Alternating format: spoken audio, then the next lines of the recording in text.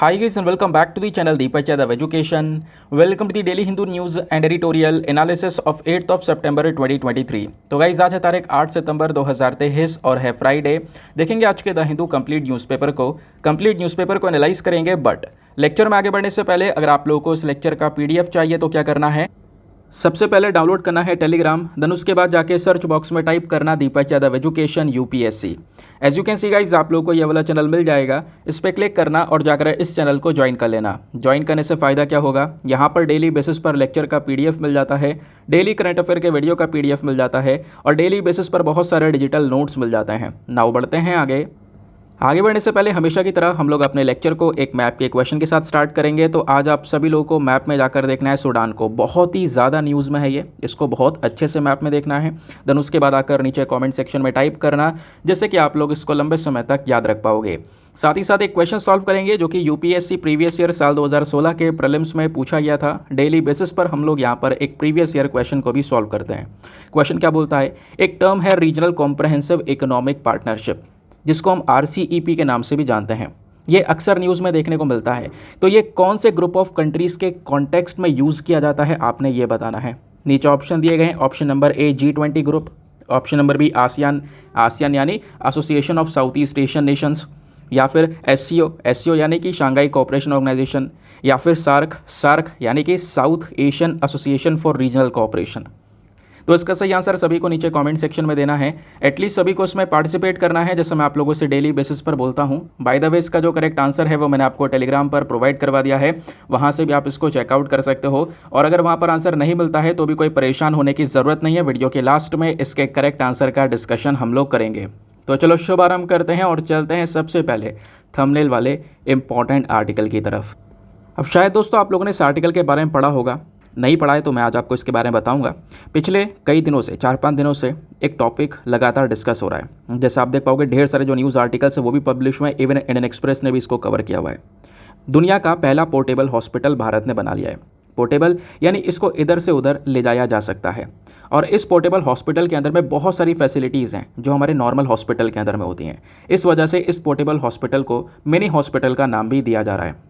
अब इसमें क्या क्या बेनिफिट्स आपको मिलेंगे वो सब कुछ हम डिटेल से डिस्कस करेंगे, लेकिन उससे पहले मैं आपको जो अलग अलग सोर्सेस हैं वो यहाँ पर दिखा देता हूँ। तो भारत ने अभी अनवील किया है दुनिया का पहला पोर्टेबल हॉस्पिटल, जिसको नाम दिया गया है आरोग्य मैत्री क्यूब। आरोग्य मैत्री क्यूब को लेकर आपसे सवाल बन सकता है। अब होता क्या है, काफ़ी बार लोग कंफ्यूज हो जाएंगे अगर इन्होंने नहीं पढ़ा होगा तो, कि आरोग्य मैत्री क्यूब क्या है।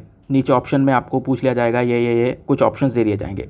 अगर आपको पता है कि हाँ ये फर्स्ट पोर्टेबल हॉस्पिटल है वर्ल्ड का, तो एग्जैक्टली आप सही उत्तर दे पाओगे। ठीक है, तो वनडे एग्जामिनेशन के पर्सपेक्टिव से भी आपसे यहाँ पे इसके बारे में पूछा जा सकता है। समझ गए। और दोस्तों मैं आपको बता दूं, केवल इंडिया में नहीं इंटरनेशनल लेवल पर भी इस आर्टिकल की लगातार चर्चा हो रही है। अब ये जो पोर्टेबल हॉस्पिटल ये दिखाई कैसे पड़ता है, तो कुछ इस प्रकार से दिखाई पड़ेगा। इसके अंदर में अभी आपको पता होगा मैंने एक वर्ड यूज़ किया, आरोग्य मैत्री क्यूब। अब जो ये क्यूब है ये वर्ड क्यों यूज़ किया गया, क्योंकि इस हॉस्पिटल को पूरी तरह से कह सकते हो कि सेटअप किया जाता है एक क्यूब के अंदर में। यानी कि ये आपको अलग अलग बॉक्सेस दिखाई दे रहे हैं ना, ये आप देख पा रहे होंगे। एक जो पूरा बॉक्स है, ये जो फ्रेम बना हुआ है, इसके अंदर में टोटल 12 बॉक्सेस हैं। ठीक है, यहाँ पर आप 3 देख पा रहे होंगे, ये 4 हैं, 3 4 ज़ा 12। अब वैसे यहाँ पर ये अलग अलग 3 हमारे पास में ये बॉक्सेस बनाए गए हैं। तीनों को अगर टोटल कर दें तो लगभग 36 क्यूब्स आपको यहाँ पर देखने को मिलेंगे। ठीक है, क्यूब्स क्यों कह रहा हूँ, क्योंकि आप देख पा रहे होंगे एक फ्रेम के अंदर में इस प्रकार से जो क्यूब है ये फिट किया गया है। ठीक है, ये आपको नज़र भी आ रहा होगा, मैं आपको ढेर सारे जो यहाँ पर फोटोज़ है वो दिखा रहा हूँ। अब क्या है ना, ये जो क्यूब्स है अलग अलग, इसी के अंदर में सारा का सारा जो सामान है हॉस्पिटल का वो रखा गया है। तो कहीं पर भी अगर इसको ले जाना हो तो सीधा इसको कैरी किया और किसी भी एरिया में पहुंचा दिया, और कुछ ही मिनटों के अंदर में आप कह सकते हो इस हॉस्पिटल को सेटअप किया जा सकता है और सभी प्रकार की जो फैसिलिटीज़ है वो यहाँ पर दी जा सकती हैं। अब जब बात कर रहे हैं हम लोग फैसिलिटीज़ की, तो फैसिलिटीज़ कैसी हो सकती हैं। नंबर 1 फैसिलिटी, ये हॉस्पिटल ऐसा है कि यहाँ पर 200 लोगों को ट्रीटमेंट दिया जा सकता है, वो भी 48 घंटे तक लगातार। ये सबसे इम्पॉर्टेंट फीचर है। तो भारत ने यहाँ पर ये दुनिया का पहला डिज़ास्टर हॉस्पिटल भी बनाया है। अब आप कहोगे डिज़ास्टर हॉस्पिटल का मतलब क्या है। देखो कई सारी जगह पर कई बार नेचुरल डिज़ास्टर्स आ जाते हैं, भूकंप आ गया, फ्लड आ गया, उसकी वजह से कई सारे लोग इंजर्ड हो जाते हैं, तो उनका भी ट्रीटमेंट ज़रूरी है। तो वैसे ट्रीटमेंट के लिए भी आप कह सकते हो इस हॉस्पिटल का बढ़िया से हम यूज़ कर सकते हैं। तो 72 अलग अलग क्यूब्स के अंदर में इस पूरे हॉस्पिटल को पैक किया गया है। इसको आप एयरलिफ्ट भी कर सकते हो। जो ये क्यूब्स हैं इनको आराम से हैंडल किया जा सकता है, समझ गए। और इसके अंदर में जो सामान रखा है इससे पूरा हॉस्पिटल सेटअप किया जा सकता है। लगभग बोला जा रहा है कि अगर हम पूरे हॉस्पिटल को सेटअप कर दें तो उसमें 40 बुलेट इंजरीज़, यानी कि ऐसे लोग जिनको यहाँ पर गोली लग गई है, तो ऐसे 40 लोगों का ट्रीटमेंट हो सकता है। 25 मेजर ब्लीड्स, यानी कि किसी ना किसी कारण की वजह से बॉडी से लगातार खून बह रहा है, उस प्रकार के 25 लोगों का ट्रीटमेंट लगातार हो सकता है। या फिर कहीं पर आग लग गई, उसकी वजह से बॉडी जल गई है, तो मेजर बर्न्स 25 इस प्रकार के जो केसेस हैं उनको लगातार ट्रीट किया जा सकता है। या कोई हेड इंजरीज़ है, सर में कोई इंजरी हो गई, स्पाइनल इंजरी हो गई, चेस्ट में इंजरी हो गई है, या स्पाइनल फ्रैक्चर्स भी हो चुके हैं, तो इन सब केसेस में भी आप कह सकते हो कि 10 पेशेंट जो है वो लगातार ट्रीटमेंट करवा सकते हैं। ये जो पूरा हॉस्पिटल है इसके अंदर एक ऑपरेशन थिएटर भी है। ऑपरेशन थिएटर और छोटा सा आईसीयू, वेंटिलेटर, ब्लड टेस्ट वाले equipments, x-ray machine, cooking station, food, water, shelter, power generator, इस प्रकार के तो मैंने छोटे मोटे आइटम्स बता दिए। इसके अलावा बहुत सारे और आइटम्स आपको इन हॉस्पिटल्स में देखने को मिलेंगे। तो ये है दुनिया का पहला disaster hospital, rapid disaster hospital, जिसको कहीं पर भी आप एयरलिफ्ट कर सकते हो, कहीं पर कोई डिज़ास्टर आए वहाँ पे तुरंत पहुँचा सकते हो। इसको हम लोग आरोग्य मैत्री क्यूब के नाम से जान रहे हैं। भारत ने जो ये प्रोजेक्ट तैयार किया है ना, ये जो हमने प्रोडक्ट तैयार किया है, ये एक प्रोजेक्ट के अंडर में किया है। उस प्रोजेक्ट का नाम क्या है? उस प्रोजेक्ट का नाम है भीष्म। आपने ध्यान में रखना है, BHISHM। ये बेसिकली यहाँ पर आपको भीष्म देखने को मिलेगा। भीष्म की फुल फॉर्म क्या है? फुल फॉर्म है भारत हेल्थ इनिशिएटिव फॉर सहयोग, हित एंड मैत्री। तो बेसिकली यहाँ पर ये इसकी फुल फॉर्म है, जिसके थ्रू यहाँ पे ये पूरा का पूरा जो डेवलपमेंट है वो किया गया है। तो ये जो क्यूब्स हैं इन्हीं के अंदर में ये सारा सामान रखा जाता है और इन क्यूब्स को एक साथ कैरी किया जा सकता है और कहीं पर भी हॉस्पिटल को सेटअप किया जा सकता है। आपने इसके बारे में ध्यान में रखना है। क्लियर हो गया? अब आगे आते हैं दोस्तों। इसके बारे में डिस्कशन पीएम मोदी ने ऑलरेडी किया हुआ है। मैं आपको बता दूं, जो ग्लोबल साउथ समिट था जनवरी के अंदर, इसी साल की बात कर रहा हूं 2023 की, उस समिट के दौरान पीएम मोदी ने अनाउंस किया था कि आरोग्य मैत्री प्रोजेक्ट, ये एक ऐसा प्रोजेक्ट है जिसमें भारत, कह सकते हो जो डेवलपिंग कंट्री हैं, जहां पर कोई नेचुरल डिज़ास्टर आ जाता है, भूकंप आ गया, बाढ़ आ गया, कोई और नेचुरल डिज़ास्टर आ गया, कोई ह्यूमैनिटेरियन क्राइसिस हो गया, तो वहाँ पर अगर हमें कोई एसेंशियल मेडिकल सप्लाईज करनी हो, इसके लिए भारत तैयार हो रहा है। ये बात का अनाउंसमेंट पीएम मोदी ने जनवरी में ही कर दिया था, लेकिन अब जो है फाइनली ये सब कुछ रेडी हो चुका है।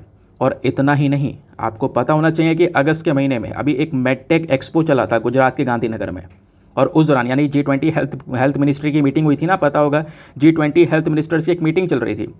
उसी दौरान यहाँ पर मेडटेक एक्सपो चला था। उस मीटिंग के दौरान ही यहाँ पे कह सकते हो इसका डेमॉन्स्ट्रेशन किया गया, इसके बारे में दिखाया गया। तो पहले तो बोल रहा था कि बनाया जाएगा, नाउ फाइनली अब इन्फॉर्मेशन आई है कि ये बिल्कुल बनकर तैयार हो चुका है। और इतना ही नहीं, जुलाई के महीने में हमने म्यांमार को ये ऑलरेडी प्रोवाइड भी करवा दिया है। म्यांमार आपको पता है वॉर के रास्ते पे चल रहा है। क्या हालात है म्यांमार के? थोड़े दिनों पहले मैंने आपको बताया था कि मिलिट्री कू तख्ता पलट हो चुका है, डेमोक्रेसी वगैरह ख़त्म हो चुकी है। तो वहाँ के जो लोग हैं प्रोटेस्ट कर रहे हैं, मिलिट्री आर्मी है वहाँ की, वो लोगों को मार रही है, लोकल लोगों को मार रही है। सिचुएशन काफ़ी ख़राब है, ठीक है। तो उस दौरान यहाँ पे हम लोगों ने जो है म्यांमार को इस प्रकार के जो ये हॉस्पिटल्स हैं वो प्रोवाइड करवाएं। इतना ही नहीं, इंडिया ने ऑलरेडी यहाँ पर इस प्रकार के 2 हॉस्पिटल्स, एक म्यांमार को और दूसरा यहाँ पर श्रीलंका को प्रोवाइड करवा दिया है। म्यांमार को तो दे दिया, श्रीलंका के लिए अभी पूरी तरह से रेडी हो रहा है। उसको भी हम लोग यहाँ पर ये एक हॉस्पिटल डोनेट करने वाले हैं, जो ये हमारा पोर्टेबल हॉस्पिटल है। समझ गए? तो आई होप दोस्तों आपको बहुत अच्छे से सारी इन्फॉर्मेशन समझ में आ चुकी है पोर्टेबल हॉस्पिटल को लेकर। सबसे इंपॉर्टेंट पॉइंट है, नाम ध्यान रखना, आरोग्य मैत्री क्यूब क्या है, आपको फटाफट ये रटा होना चाहिए। हाँ, ये हमारा दुनिया का पहला पोर्टेबल हॉस्पिटल जिसको इंडिया ने डेवलप किया है। दोस्तों ये भी बोला जा रहा है कि इस इस हॉस्पिटल के अंदर में जो ऑपरेशन थिएटर है उसको हम लोग पूरी तरह से 10 मिनट में रेडी कर सकते हैं। यानी एक इंसान का अगर ऑपरेशन होना है तो सीधा सेटअप 10 मिनट में रेडी हो सकता है। 10 मिनट में ऑपरेशन के लिए सब कुछ तैयार। और इसी तरीके से यहाँ पे कोई और ट्रीटमेंट होना है तो 8 मिनट के अंदर अंदर यहाँ पर जो ट्रीटमेंट है वो शुरू हो सकता है। ये यहाँ पर इसकी फैसिलिटीज़ आपको नज़र आएंगी। ऐसे पर्टिकुलर रीजन्स, काफ़ी सारे पहाड़ी इलाके जहाँ पे हम पहुँच नहीं पा रहे हैं, वहाँ पे भी हम हेलीकॉप्टर के माध्यम से, हेलीकॉप्टर में इसको हैंग करके, इसको अटैच करके हम वहाँ तक, उस पर्टिकुलर एरिया तक पहुँचा सकते हैं। काफ़ी सारी जो रिमोट लोकेशंस हैं जहाँ पे प्रॉपर हेल्थ एक्सेस नहीं पहुँच पा रहा है, अर्जेंसी है, वहाँ पे पहुँचाना है तो वहाँ पे भी आराम से आप कह सकते हो ये जो हॉस्पिटल्स हैं, पोर्टेबल हॉस्पिटल, मतलब ही पोर्टेबल का यही है, तो हम उसको आराम से वहाँ पे पहुँचा सकते हैं। क्लियर? नाउ आते हैं आगे नेक्स्ट आर्टिकल पर। फ्रंट पेज पर आपको दो रेलिवेंट आर्टिकल्स आपको नजर आएंगे, दोनों के दोनों GS paper number 2 international relations के पॉइंट ऑफ व्यू से बहुत इंपॉर्टेंट है। सबसे पहला आर्टिकल आपको यहाँ पर यह दिख रहा होगा। तो G20 की समिट होने वाली है स्टार्ट। आज तारीख हो गई 8 सितंबर और कल होगी 9 सितंबर। पॉसिबिलिटी है आज यूएस प्रेसिडेंट जो बाइडन भी इंडिया में आ जाएं। कई सारे लीडर्स ऑलरेडी इंडिया में आ चुके हैं, दिल्ली पहुंच चुके हैं। उनका स्वागत बहुत भव्य तरीके से हुआ। आप लोगों ने वीडियो सोशल मीडिया प्लेटफॉर्म पर देखे होंगे। अब क्या है, मीटिंग के लिए, इस समिट के लिए सब तैयारी हो चुकी है। कल से समिट शुरू होने वाला है। तो इसी समिट के दौरान बोला जा रहा है कि साइड लाइन में अलग से हटकर ब्लैक सी ग्रेन इनिशिएटिव को लेकर भी डिस्कशंस हो सकते हैं। समझ गए?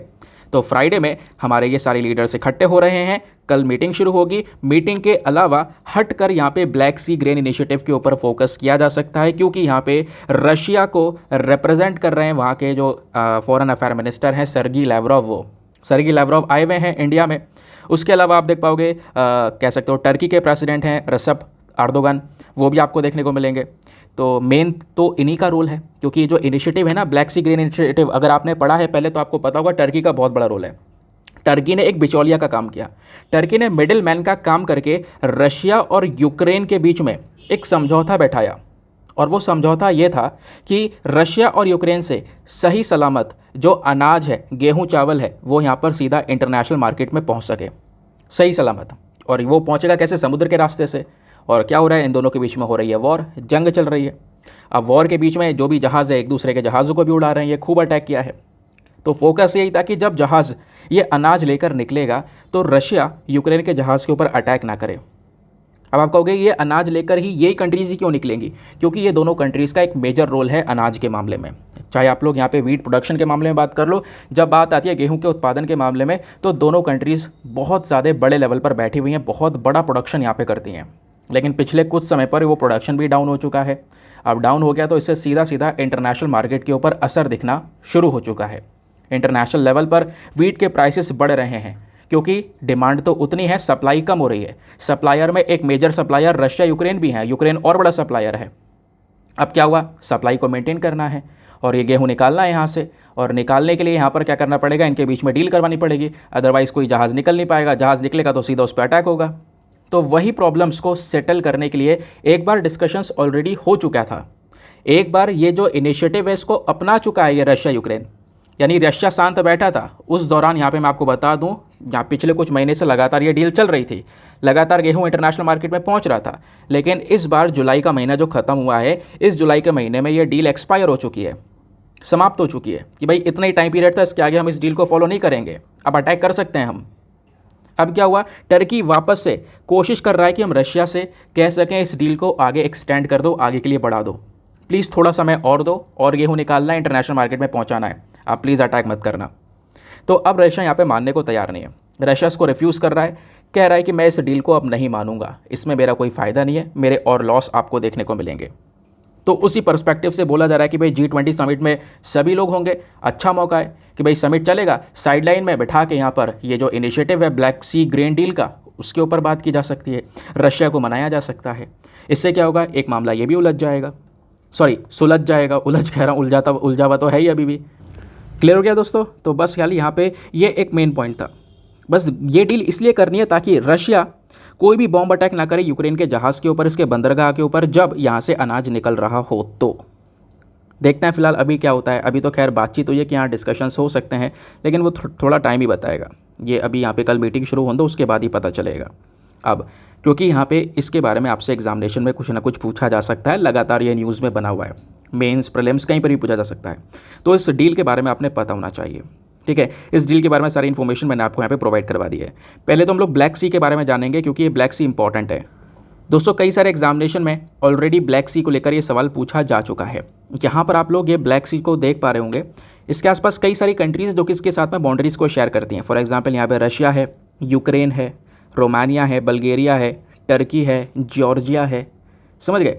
अब यहाँ पर आपको लिखेगा ये रशिया और ये रहा यूक्रेन। अब यूक्रेन से यहाँ पे दिख रहा होगा ओडेसा। ओडेसा बेसिकली यूक्रेन का एक पोर्ट, एक बंदरगाह है। यहीं पर आसपास और भी बंदरगाह हैं जहाँ से जहाज़ निकलते हैं सामान लेके इंटरनेशनल मार्केट में पहुँचाने के लिए।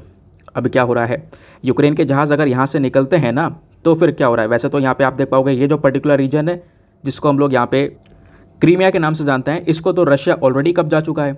ये रशिया के कंट्रोल में हिस्सा है ये वाला। तो कहीं ना कहीं यहाँ पर अगर यहाँ से जहाज़ निकलता है, जहाज़ निकलेगा कहाँ से? रास्ता तो सब बंद है, बंद नहीं है दोस्तों। यहाँ पर आप आओगे तो इधर ये रास्ता खुला हुआ है, एक स्ट्रेट नज़र आएगा, उससे सी ऑफ मरमरा में पहुँचोगे और सी ऑफ मरमरा से सीधा इधर निकल कर आओगे, बाहर एजेंसी में पहुँचोगे। फिर इधर से यहाँ पर सीधा आपको पूरा का पूरा यूरोप का एक्सेस मिल जाएगा। और वही यहाँ पर यूक्रेन के साथ में हो रहा है। लेकिन बात यह है, ये सही सलामत जहाज़ निकले तभी तो।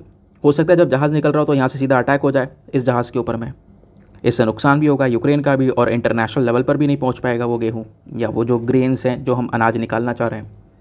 तो इसी के लिए यहाँ पर ये डील की गई थी, भाई थोड़ा देर शांति बैठे रहना। यहाँ पे हम क्या करेंगे, एक कॉरिडोर बना देंगे, इस तरीके से यहाँ पर एक बाउंड्री बना देंगे कि भाई यहाँ से ये जो रास्ता ये फ्री है, रशिया ध्यान रखे कि इस वाले हिस्से में अटैक ना करे। यहाँ बंदरगाह से सीधा जहाज़ निकलेगा और ये सामान लेकर इंटरनेशनल मार्केट में पहुँच जाएगा। ये हमारी डील है। रशिया लंबे समय से इस डील को फॉलो कर रहा था, कुछ महीने तक फॉलो किया, जुलाई में एक्सपायर हो गई। अब रशिया कह रहा है मैं इसको फॉलो नहीं करूँगा।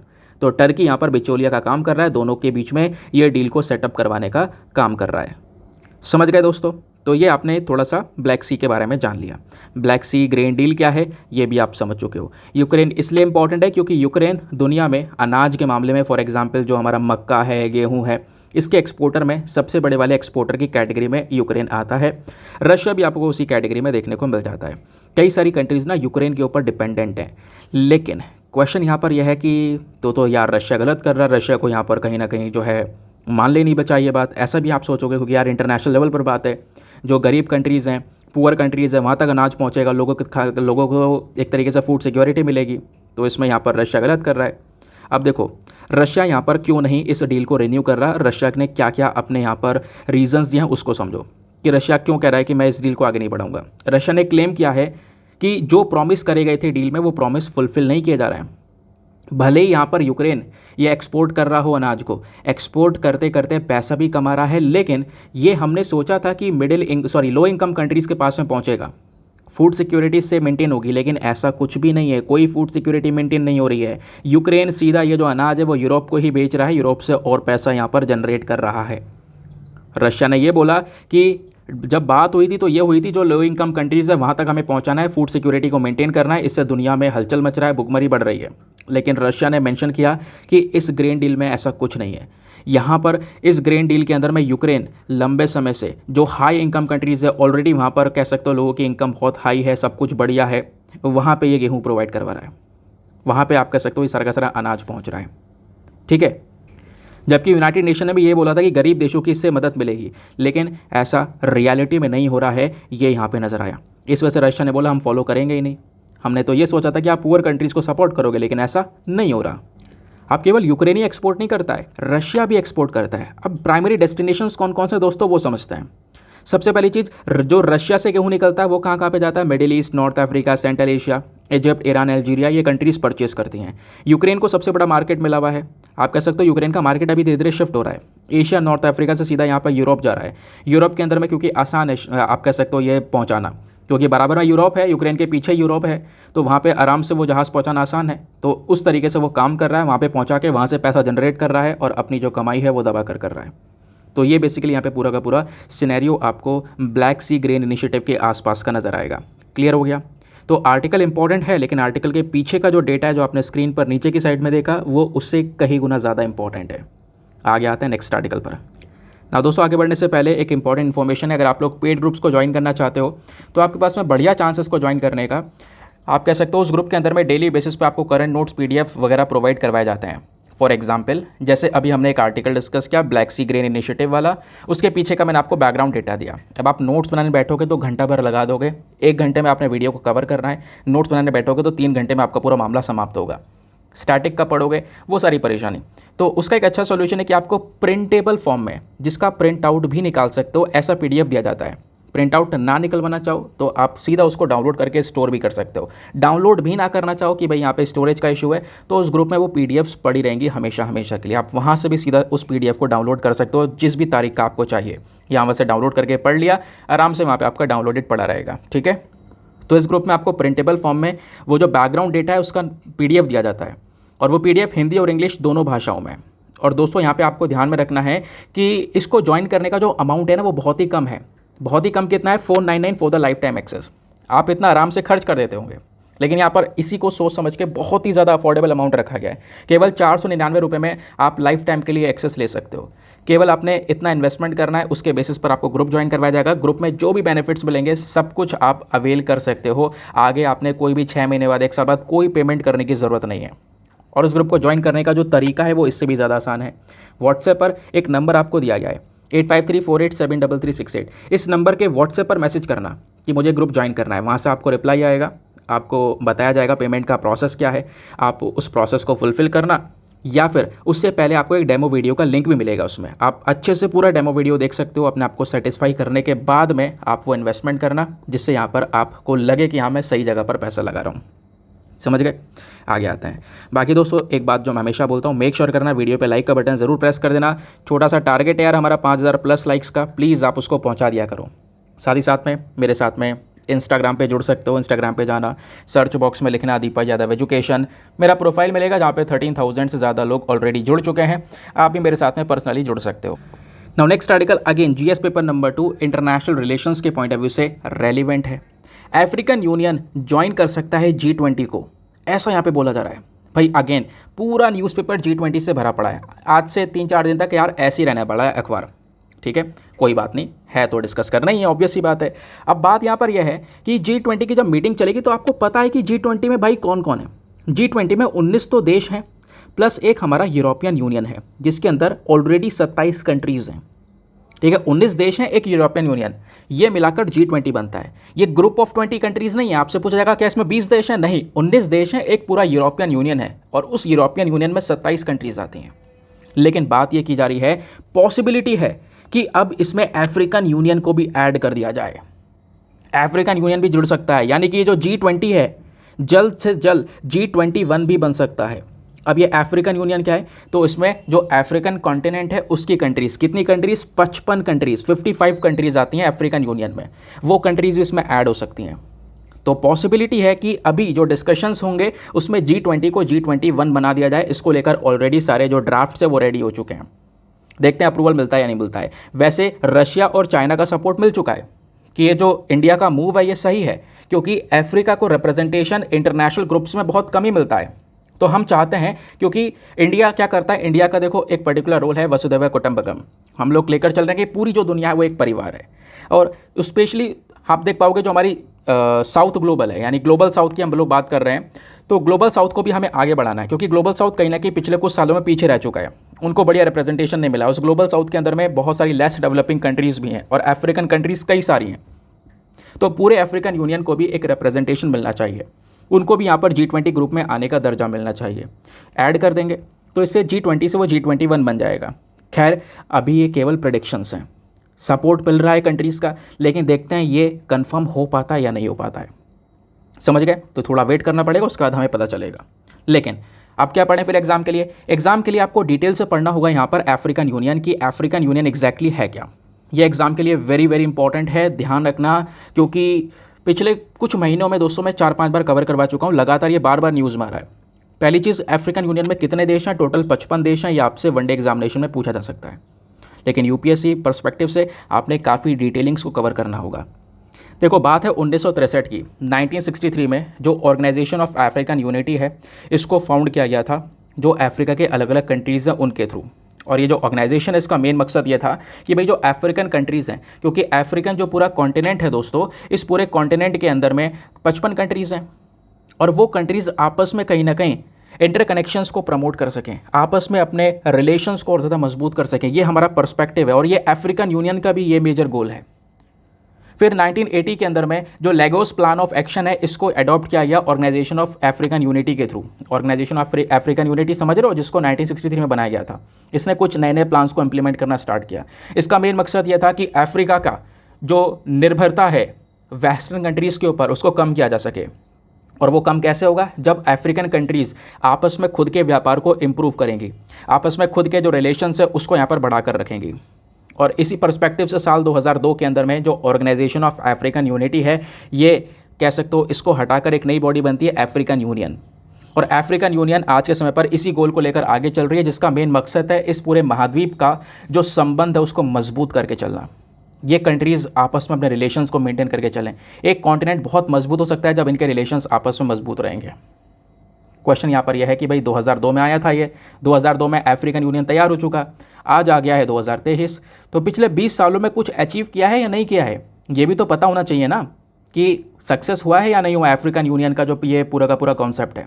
तो बिल्कुल सक्सेसफुल हुआ है, क्योंकि पिछले 20 सालों में सबसे मेन काम किया गया एक trade area, African continental free trade area. इस पर्टिकुलर AFCTA ये प्रकार का एग्रीमेंट है, इस एग्रीमेंट को एस्टेब्लिश किया गया 2018 में। इस एग्रीमेंट का मेन मकसद है कि अफ्रीका के अंदर इस महाद्वीप में जितने भी देश हैं उनके बीच का जो ये व्यापार है उसको इम्प्रूव किया जा सके। कैसे भाई, आपस में कोई बैरियर वगैरह है, कोई रुकावटें हैं व्यापार में, कुछ टैरिफ वगैरह लगा रहे हैं, कुछ एक्स्ट्रा चार्जेस वगैरह लगा रहे हैं, उन सबको हटा दिया जाए, या फिर सेटलमेंट को लेकर कोई डिस्प्यूट है उन सबको ख़त्म किया जाए, जिससे यहाँ पर व्यापार थोड़ा ईजी हो जाएगा, रिलेशंस भी इंप्रूव होंगे। और ऐसा हुआ क्योंकि यहाँ पर इस एग्रीमेंट की वजह से, क्योंकि 2018 में इस एग्रीमेंट को लेकर आए, उसके बाद हमने देखा 2022 के अंत तक ये जो व्यापार है इन कंट्रीज़ के बीच में आपस में बढ़ गया, $35 बिलियन तक यहाँ पर पहुँच गया। तो ये बिल्कुल इससे इन्वेस्टमेंट इंक्रीज़ होता हुआ नज़र आया, जॉब्स क्रिएट होती हुई नज़र आई, सोशल वेलफेयर इंप्रूव हुआ, लोगों को हेल्प मिलने लगी। तो कहीं ना कहीं यहाँ पर ऑब्वियस सी बात है इसका अचीवमेंट सबसे बढ़िया ये था। दूसरा डिप्लोमेटिक अचीवमेंट, अफ्रीकन यूनियन ने अपना एक परमानेंट मिशन जो है वो यहाँ पर एस्टेब्लिश किया बीजिंग के अंदर में, चाइना में, ताकि हम लोग अपने जो रिलेशंस हैं, कमर्शियल रिलेशंस हैं, वो यहाँ पे अलग अलग देशों के साथ में मेंटेन कर सकें। Women economic and financial inclusion, African union ने कह सकते हो कि यहाँ पे ना बहुत बढ़िया काम किया है। इन्होंने कहीं ना कहीं जेंडर इक्वालिटी के ऊपर फोकस किया है, वेमेन एम्पावरमेंट के ऊपर फोकस किया, जिसको 2020 में अफ्रीका में इंट्रोड्यूस किया गया। इसका मेन मकसद यहाँ पर यह था कि अफ्रीकन लीडर्स जेंडर इंक्लूजन के ऊपर फोकस करें, भाई जो वेमेन हैं उनको भी आगे लेकर चलें जिनको इतना बढ़िया रिप्रेजेंटेशन नहीं मिल पा रहा है। ठीक है, तो अफ्रीकन यूनियन ने ये थोड़ा बहुत अचीव किया। अब क्वेश्चन यहाँ पर यह है कि पता है केवल अचीवमेंट ही नहीं, इसको कई सारी चुनौतियाँ फेस करनी पड़ी। अफ्रीकन यूनियन भले ही थोड़ा बहुत सक्सेसफुल हुआ हो, लेकिन कहीं कहीं पर आपको इसको असफलता में भी देखना पड़ेगा। जैसे सबसे पहली चीज़, इसको सफलता नहीं मिल पाई कि सभी के बीच में पावर को मेंटेन करके रखना, क्योंकि आपको पता है जैसे भी मैं सूडान का नाम ले रहा हूँ, ऐसी कई सारी कंट्रीज़ न्यूज़ में रहती हैं जहाँ पर मिलिट्री कू हो चुका है, तख्ता पलट हो चुका है, और ये काम पिछले कुछ सालों में तेज़ी से बढ़ चुका है। इससे पहले कई सालों पहले ऐसा हुआ करता था कि ज़्यादातर कंट्रीज़ में तख्ता पलट होता था, मिलिट्री के पास में पावर हुआ करती थी, डेमोक्रेसी वगैरह कुछ नहीं हुआ करती थी। वही चीज़ अभी फिर से कई सारी अफ्रीकन कंट्रीज़ में नज़र आ रही है। बोला जा रहा है 2013 से अभी तक लगभग 32 बार तख्ता पलट हो चुका है अफ्रीकन कंट्रीज़ में, अलग अलग देशों में। फॉर एग्जाम्पल यहाँ पर अभी जो रिसेंटली 5 कंट्रीज़ न्यूज़ में आई हैं वो है बुर्किना फासो, चैड, गिनिया, माली, सूडान। ये कंट्रीज़ के अंदर में सबसे ज़्यादा आप देख पाओगे तख्ता पलट देखने को मिला। तो ये प्रॉब्लम है, अब तख्ता पलट में सारी पावर्स मिलिट्री के हाथ में, मिलिट्री जैसा चाहेगी वैसा होगा, कोई सरकार नहीं, कुछ नहीं, समझ गए। तो इससे भी कहीं ना कहीं जो प्रॉब्लम्स है अफ्रीकन कंट्रीज़ में वो आपको देखने को मिलेगी। दूसरी जो प्रॉब्लम है United nation security council, UNSC के अंदर में अभी तक अफ्रीका को कोई भी परमानेंट सीट नहीं मिली है, और अफ्रीकन पूरा का पूरा एक बहुत बड़ा कॉन्टिनेंट है, इतने सारे देश हैं, भाई एक ना एक तो परमानेंट सीट मिलनी चाहिए थी ना। एशिया में चाइना को मिली हुई है, चाइना परमानेंट मेंबर है UNSC के अंदर में, लेकिन भारत यह भी डिमांड कर रहा है कि भारत को भी है, क्योंकि भारत कहीं ना कहीं एक वैल्यू ऐड कर रहा है दुनिया में। ठीक है, तो इंडिया को भी एक परमानेंट सीट मिलनी चाहिए। तो खैर इसके ऊपर तो मैं ऑलरेडी कई बार डिस्कशन कर चुका हूं कि यूनाइटेड नेशन सिक्योरिटी काउंसिल के अंदर में आज के समय पर एक बहुत बड़े बदलाव की आवश्यकता है, क्योंकि यहाँ पर 15 मेंबर्स की सीट है, जिसमें से 10 नॉन परमानेंट मेंबर्स और 5 परमानेंट मेंबर्स हैं। सर ये 5 परमानेंट मेंबर को बढ़ाना पड़ेगा, कब से आप 5 परमानेंट मेंबर लेकर चल रहे हो? वो ज़माना अलग था, आज ज़माना बदल चुका है। ठीक है, तो कहीं ना कहीं यहाँ पर इन कंट्रीज़ को रिप्रेजेंटेशन मिलना चाहिए, लेकिन नहीं मिल पा रहा, ये भी एक बहुत बड़ा इशू आपको यहाँ पे नज़र आएगा। तो ये था पूरा का पूरा अफ्रीकन यूनियन का कॉन्सेप्ट। क्लियर, मज़ा आया, समझ में आया? इसका बैकग्राउंड डेटा बहुत इंपॉर्टेंट है, मैं फिर से बोल रहा हूँ, सब कुछ यहाँ पे आपने समझते हुए चलना है। आगे आते हैं। अब नेक्स्ट पेज पर एक छोटा सा फोटो दिया गया है। अब ये फ़ोटो है तो छोटा सा ही, लेकिन ये छोटा पैक बड़ा धमाका हो सकता है एग्ज़ाम पर्सपेक्टिव से। दोस्तों यहाँ पर ये केरला का एक इमेज है। केरला के अंदर में जो वेमनद बैक वाटर्स हैं, जो ये पानी है, झील है, यहाँ पर आप देखोगे तो बहुत ज़्यादा मात्रा में इस प्रकार से जो वाटर हेयसिंथ होता है वो ग्रो हो चुका है। पानी के ऊपर इस प्रकार से जो पेड़ पौधे हैं वो ग्रो हो चुके हैं। तो कहोगे इससे क्या प्रॉब्लम है? प्रॉब्लम यह है कि अब ये जब ग्रो कर जाते हैं तो उनको हटाना बहुत मुश्किल है, और इससे जो इसके नीचे यानी पानी के नीचे पाए जाने वाले जो जानवर हैं, मछलियाँ हैं, वो मर जाती हैं। क्यों मर जाती हैं वो मैं आपको समझाऊंगा। दूसरी चीज़ यहाँ पे प्रॉब्लम ये भी है कि अगर आपको यहाँ पे नाव चलानी है तो आप आगे नाव बढ़ा ही नहीं सकते। भाई इसमें कैसे नाव चल जाएगी? नहीं चल पाएगी, अटक जाएगी। ठीक है। तो इस प्रकार से, क्योंकि ये जो आपको वाटर हेसिंथ देखने को मिलता है ना, ये लंबे समय से एक प्रॉब्लम बना हुआ है हमारे देश में, ठीक है। क्योंकि अगर ये पानी में उगता है तो बहुत ही तेज़ी से, बहुत ही स्पीड से बढ़ता चले जाता है, बढ़ते चले जाता है, बढ़ते चले जाता है, और एक समय बाद पूरे झील को ये कवर कर लेता है, पूरे झील में ये फैल जाता है, फिर वो झील किसी उपयोग के लायक नहीं बचती है। समझ गए। तो वही सिनेरियो अभी हमें यहाँ पर केरला के अंदर में देखने को मिला, स्पेशली कोची के अंदर में, जिस वजह से बोला जा रहा है कि बहुत ज़्यादा मात्रा में वाटर हेसिंथ फैल चुका है। कोई ट्रांसपोर्टेशन नहीं हो रहा, कोई नाव नहीं चल रही है, जहाँ पे पहले नाव चला करती थी, कोई यहाँ पे मछली नहीं पकड़ने जा रहा।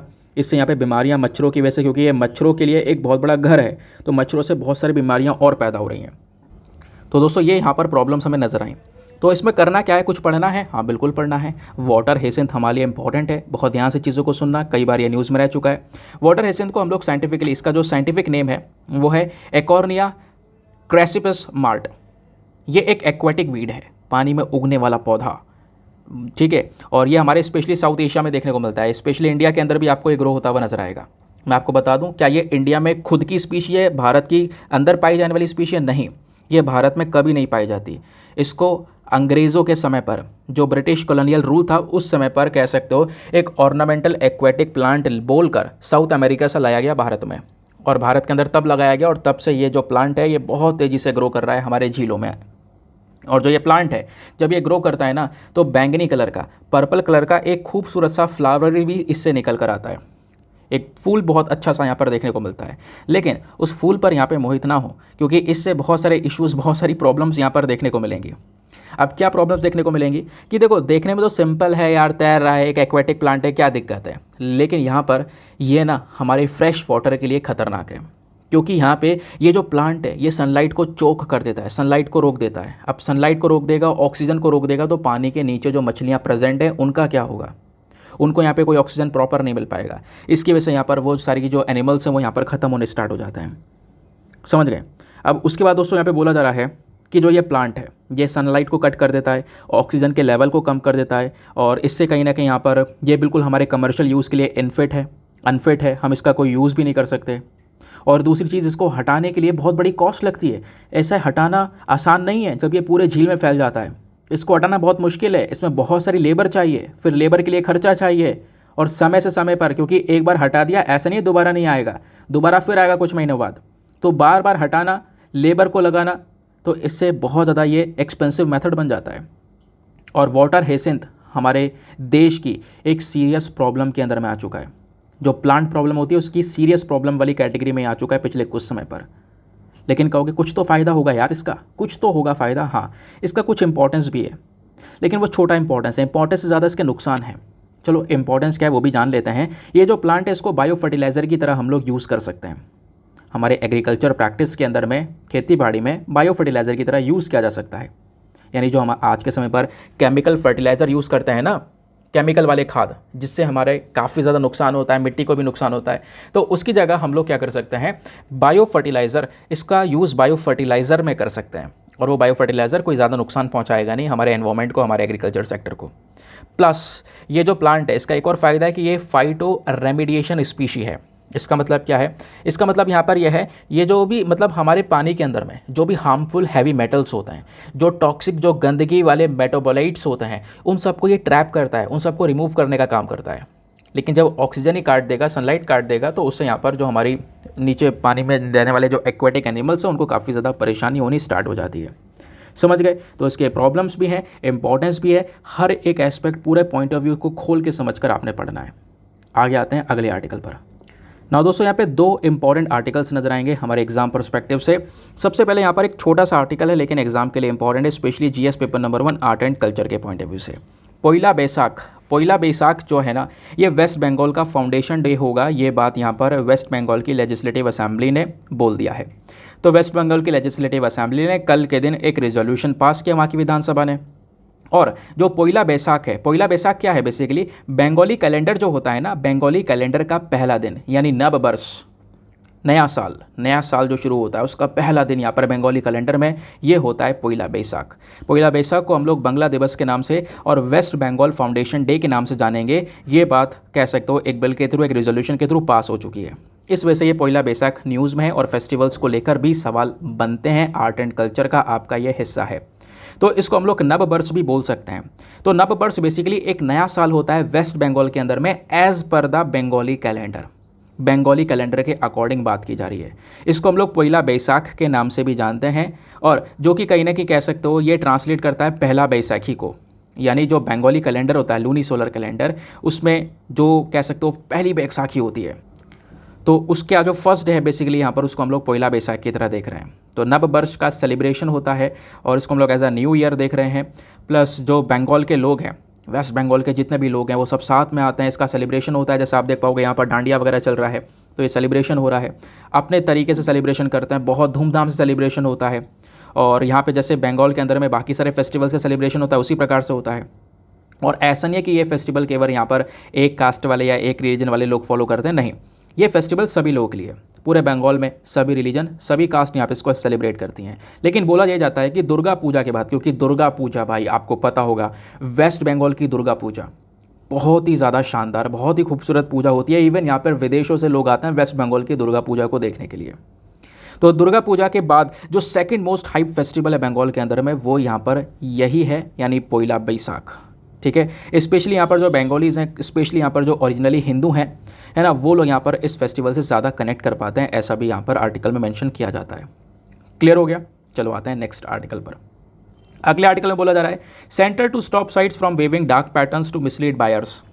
मतलब क्या, मैं आपको समझाता हूँ दोस्तों। ये हरकतें आपके साथ में भी हुई होंगी, मेरे साथ में भी हुई हैं और सबके साथ में हुई होंगी, मैं ऐसा यहाँ पर होप करता हूँ। अब हुआ क्या है कि देखो 5 अक्टूबर तक सरकार की कुछ गाइडलाइंस हैं, उस गाइडलाइन पर अगर पब्लिक का कोई कमेंट है तो वो कमेंट कर सकते हो, आप अपनी राय सरकार को दे सकते हो। लेकिन किस चीज़ को लेकर? सरकार डार्क पैटर्न को कंट्रोल करने के लिए कुछ रेगुलेशंस लेकर आई है। अब सर ये डार्क पैटर्न क्या होता है आपको वो भी समझाऊंगा, डोंट वरी, थोड़ा रुको, आराम से समझेंगे। तो हमारी केंद्र सरकार ने जो लोगों के कमेंट्स हैं वो मांगे हैं, क्योंकि यहाँ पे सरकार ने गाइडलाइंस लेकर आई हैं। गाइडलाइंस का मेन मकसद है कि हम डार्क पैटर्न को हम पूरे ई कॉमर्स सेक्टर से ख़त्म कर देंगे। जो हमारा ई कॉमर्स सेक्टर चल रहा है, ऑनलाइन सेक्टर, आप अमेजन, फ्लिपकार्ट, इन सब चीज़ों का बहुत यूज़ कर रहे हो, सामान मंगा रहे हो, ये सारी जो कंपनीज़ हैं कहीं ना कहीं आपके साथ में काफ़ी सारे मिसलीडिंग एक्टिविटीज़ कर रही हैं। तो उसको कंट्रोल करने के लिए आप कह सकते हो ये जो डार्क पैटर्न को लेकर रूल्स एंड रेगुलेशंस हैं वो यहाँ पर सरकार लेकर आ रही है। उसको लेकर 5 अक्टूबर तक आपकी राय मांगी है, आपके कमेंट्स मांगे हैं। अब क्वेश्चन यहाँ पर यह है कि सर ये डार्क पैटर्न होता क्या है। बाकी पूरे आर्टिकल में इस डार्क पैटर्न को समझाने में इन्होंने लगा दिया है, एक एक करके समझेंगे बेहतरीन तरीके से विद इंपॉर्टेंट नोट्स। ठीक है, हमारे पास में लिखने के लिए भी कुछ होना चाहिए ना, केवल पढ़ के तो काम होगा नहीं, कुछ नोट्स भी होने चाहिए न्यूज़पेपर से। तो डार्क पैटर्न क्या है? डार्क पैटर्न को हम लोग डिसेप्टिव पैटर्न के नाम से भी जानते हैं। मतलब कि दोस्तों कई सारी जो वेबसाइट्स हैं, कई सारे जो ऐप्स हैं, कई सारे एप्लीकेशंस हैं, आपको बहुत परेशान करते हैं, पता है। मैं आपको एक एग्जांपल देता हूँ। कई सारे आज के समय पर वेबसाइट ऐसे हो चुके हैं जिसको आप ओपन करोगे तो वो पहले बोलते हैं भाई अपने आप को रजिस्टर करो, अपनी ईमेल आईडी डालो, पासवर्ड डालो, उसके बाद वेबसाइट खुलेगी। या फिर कह सकते हो ऐसे कि अपना नंबर डालो, अपने आप को रजिस्टर करो, उसके बाद ही वेबसाइट खुलेगी। पता है इसकी कोई ज़रूरत नहीं है, लेकिन वो ज़बरदस्ती ये काम कर रहे हैं और ये डार्क पैटर्न की कैटेगरी में आता है। ये मैंने आपको एक कदम बताया है, इसके अलावा बहुत सारी चीज़ें ऐसी हैं जो डार्क पैटर्न के अंदर में आती हैं, जो लोगों के इंटरेस्ट के खिलाफ हैं। अब डार्क पैटर्न में क्या क्या आता है? सबसे पहली चीज़ बास्केट स्नैकिंग। ये क्या मतलब है मैं आपको ये समझाता हूँ बहुत सरल तरीके से। देखो होता क्या है कि जब अमेजन पे या फ्लिपकार्ट पर आप कई सारे सामान परचेस करते हो, कई सारे जब सामान परचेस करते हो तो अपने ऐड टू कार्ट के अंदर में ऐड करते हो ना कि भाई कार्ट में ऐड करेंगे, फिर उसके बाद एक साथ सभी का पेमेंट करके सब एक साथ सामान आपके घर में आ जाएगा। ठीक है, तो डार्क पैटर्न्स में क्या करते हो, जब आप यहाँ पे कोई ऑनलाइन ऐप है, अमेजन है, फ्लिपकार्ट है, कहीं पर भी आप ऐड टू कार्ट करते हो, कार्ट में जब सामान ऐड करते हो तो ये कंपनियाँ क्या करती हैं, ज़बरदस्ती और दूसरे सामान को आपके कार्ट में ऐड कर देती हैं आपके बिना अप्रूवल के। आपको शो भी नहीं होगा, जब पेमेंट करोगे पेमेंट बड़ा पेमेंट कटेगा, उसके बाद यहाँ पे आपको दिखाई दे रहा है कि यार ये सामान ज़बरदस्ती ऐड कर दिया गया है। ये प्रॉब्लम्स समझ गए, ये यहाँ पर डार्क पैटर्न है। दूसरा आप देख पाओगे फोर्स्ड एक्शन, ज़बरदस्ती, जो यहाँ पर कह सकते हो कंज्यूमर्स हैं उनको ज़बरदस्ती फोर्स किया जाता है कि भाई यहाँ पर आप इसमें साइनअप करो, उसमें साइनअप करो। आजकल कई सारी वेबसाइट्स हो चुकी हैं, मैं आपको बता दूँ यूपीएससी के कई सारे यहाँ पर बड़े बड़े यहाँ पर आप कह सकते हो इंस्टीट्यूशंस हैं, उनकी वेबसाइट्स भी आप देखोगे। कई सारी वेबसाइट्स आ चुकी है जहाँ पर आपने केवल और केवल पहले ये आपने अगर कुछ कंटेंट लेना है, वहाँ से कुछ पढ़ना है, तो आपने पहले अपना आईडी पासवर्ड देना पड़ेगा, आपने साइनअप करना पड़ेगा, साइनअप करके सारा डेटा वहाँ पहुँच जाता है। इतना ही नहीं, इसके साथ साथ यहाँ पर दोस्तों सब्सक्रिप्शन ट्रैप चलता है, बहुत ही खतरनाक सब्सक्रिप्शन ट्रैप। यानी कि आपसे चलो आप किसी चीज़ में इंटरेस्टेड है, चलो आपने सब्सक्रिप्शन ले लिया, वो आपकी मर्ज़ी है, लेकिन सब्सक्रिप्शन को कैंसिल करने का भी तो प्रोसेस होना चाहिए। होना चाहिए या नहीं होना चाहिए? लेकिन यहाँ पे आप एक पर्टिकुलर चीज़ में सब्सक्रिप्शन ले लेते हो लेकिन उसको कैंसिल नहीं कर पाते, या फिर कैंसिल करने का समय आता है तो आपको बहुत सारे स्टेप्स आपको फॉलो करने पड़ेंगे तब आप जाके कैंसिल कर पाओगे, आप कैंसिल कर ही नहीं पाते हो। आजकल कई सारी कंपनीज ऑटो पे स्टार्ट कर चुकी हैं, यानी आप सब्सक्रिप्शन लोगे और वो सीधा आपके बैंक से कनेक्ट कर देंगे वेबसाइट को और आपको ऑटो पे लिंक कर देंगी। यानी जैसी सब्सक्रिप्शन खत्म होगा सीधा आपके बैंक से फिर से अमाउंट कटेगा और दोबारा यहाँ पे सब्सक्रिप्शन स्टार्ट हो जाएगा। वो चीज़ें भी हैं। अब जिसको नहीं पता है वो यहाँ पर सब पे ओके ओके अलाउ अलाउ कर देता है। तो इसकी वजह से कहीं ना कहीं आप कह सकते हो दोस्तों, ये जो प्रॉब्लम्स हैं ये सब डार्क पैटर्न के अंदर में है। इससे जो लोग हैं उनको मिसलीड किया जा रहा है, बायर्स को मिसलीड किया जा रहा है, उनके इंटरेस्ट के खिलाफ जा रही हैं सारी चीज़ें। इतना ही नहीं, bait and switch. Bait and switch का मतलब यहाँ पर यह है वही ऑनलाइन सबसे ज़्यादा यार ऑनलाइन होता है।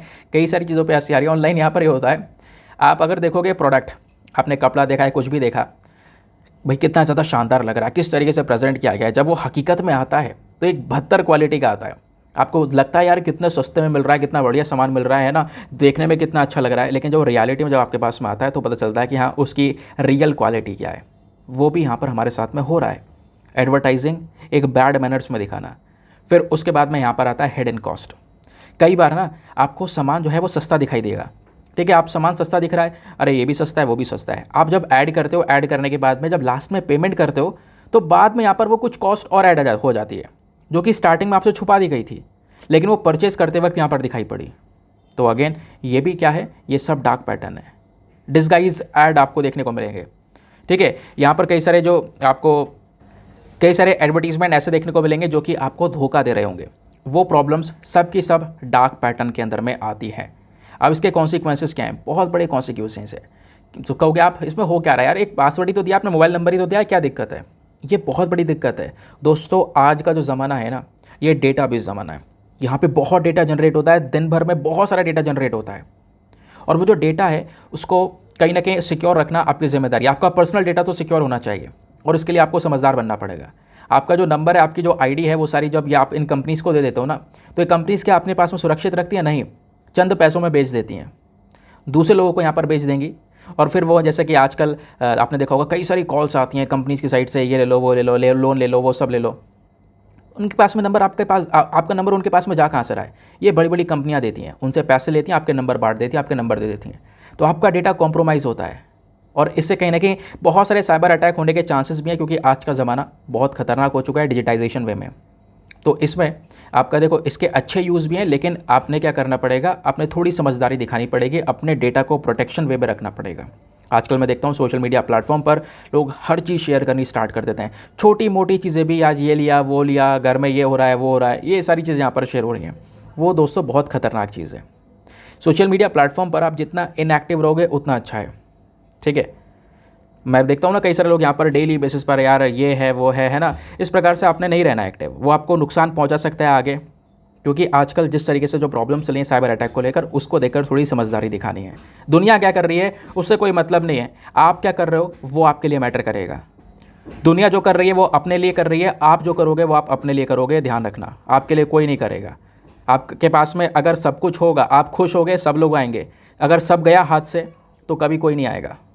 ये सब ने अपने रियल लाइफ में देखा होगा, जब कुछ नहीं होता है कि इंसान के पास में तो उसे कुछ नहीं पूछता, जब जिस इंसान के पास में सब कुछ होता है उसे हर कोई पूछता है। अब काफ़ी लोग होंगे, ऐसे नहीं होंगे, बट ज़्यादातर लोग आपको ये इस वर्ल्ड में सेल्फिश देखने को मिलते हैं। खैर, हम टॉपिक से भटक रहे हैं, वापस टॉपिक पे आते हैं। अब यहाँ पे क्वेश्चन ये है, ये कंपनीज डार्क पैटर्न का यूज़ कैसे करती हैं? अलग अलग तरीके से यूज़ करती हैं। भाई सोशल मीडिया कंपनीज़ हैं, एप्पल है, अमेजन है, स्काइप है, फेसबुक, लिंक्डइन, माइक्रोसॉफ्ट, गूगल, ये सब डार्क पैटर्न का यूज़ करती हैं, कोई नहीं बचा हुआ इससे। और मैं आपको बता दूं कई सारी कंट्रीज़ में इन कंपनीज़ के खिलाफ एक्शन भी लिया गया है। अमेजन की बात करेंगे तो अमेजन यहाँ पर यूरोपियन यूनियन में इसके ऊपर एक्शन लिया गया, क्योंकि अमेजन ने क्या किया, आप अमेजन प्राइम का सब्सक्रिप्शन ले तो सकते हो लेकिन उसको कैंसिल नहीं कर सकते। आप कैंसिल भी कर भी सकते हो तो बहुत सारे स्टेप्स ऐड कर दिए। भाई लोग परेशान हो जाते हैं कैंसिल करने के लिए, तो बाद में कैंसिल नहीं करते। तो यहाँ पर इसके ऊपर एक्शन लिया गया, जिसके बाद 2022 में इसने अपना कैंसिलेशन प्रोसेस को आसान किया। केवल अमेजन की बात नहीं कर रहा हूँ, ऐसे कई सारे और प्लेटफॉर्म्स ने इस प्रकार की हरकतें कर रखी हैं, और जिसको लेकर दुनिया भर में एक्शंस लिए जा रहे हैं। लेकिन इंडिया में कोई एक्शन नहीं लिया गया था, लेकिन फाइनली अब इंडिया ने भी रूल्स को डेवलप किया है। उसी रूल्स के ऊपर आपकी राय मांगे, पब्लिक कमेंट्स मांगे हैं। मैं आपको बता दूं, मार्च 2021 में कैलिफोर्निया के अंदर में यूएस ने यहाँ पर क्या किया, एक अमेंडमेंट पास किया और वहाँ पर भी इस प्रकार के डार्क पैटर्न्स के ऊपर रोक लगाने के ऊपर काम किया। अमेरिका के साथ साथ ब्रिटेन ने, यूनाइटेड किंगडम ने भी इस प्रकार से जो गाइडलाइंस है वो इशू कर दिया ऑलरेडी अप्रैल 2019 में, ठीक है, जहाँ पर ये डार्क पैटर्न्स को रोकने का काम कर रहे हैं। इसका वे फॉरवर्ड क्या हो सकता है कि जैसे अमेरिका और यूके ने स्टेप्स उठाए वैसे बाकी कंट्रीज़ को भी उठाने पड़ेंगे, क्योंकि डार्क पैटर्न कहीं ना कहीं लोगों को लूट रहा है, लोगों को कहीं ना कहीं आप कह सकते हो मिसलीड कर रहा है। तो उसके लिए देखते हैं एग्जैक्टली किस प्रकार से लोगों के कमेंट्स जाते हैं और कैसे इस रूल्स एंड रेगुलेशंस को इम्प्लीमेंट किया जाता है, कैसे लागू किया जाता है। समझ गए? आगे आते हैं नेक्स्ट आर्टिकल पर। एक खूबसूरत सा फोटो आपको नजर आएगा, आदित्य L1 जो कि कह सकते हो काफ़ी टाइम पहले निकल चुका है, सूर्य का अध्ययन करने के लिए उसने हमारी पृथ्वी का एक फ़ोटो भेजा है।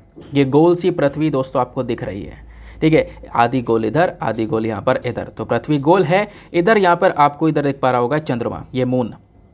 और क्योंकि यहाँ पर ये वाला जो पृथ्वी है इस पर उजाला इसलिए हो रहा है क्योंकि ये सूरज की साइड में फेस कर रही है।